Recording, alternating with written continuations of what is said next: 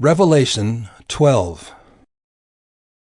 And a great sign appeared in heaven, a woman clothed with the sun, with the moon under her feet, and on her head a crown of 12 stars.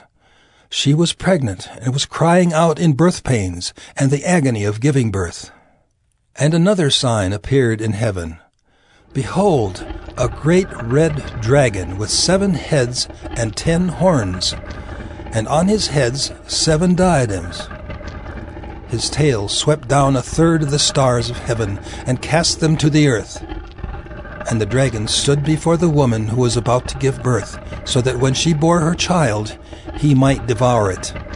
She gave birth to a male child, one who is to rule all the nations with a rod of iron.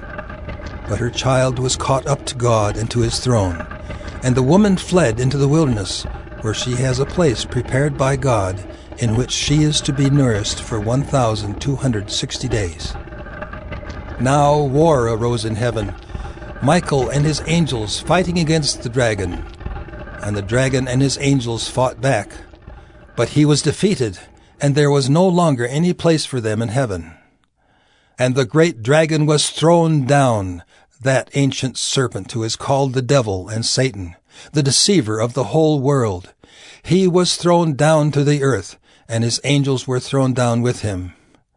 And I heard a loud voice in heaven saying, Now the salvation and the power and the kingdom of our God and the authority of his Christ have come.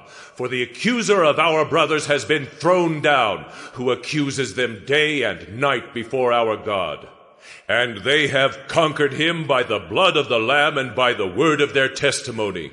For they loved not their lives even unto death. Therefore rejoice, O heavens, and you who dwell in them.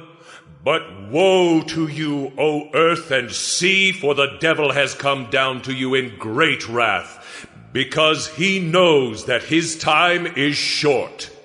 And when the dragon saw that he had been thrown down to the earth, he pursued the woman who had given birth to the male child.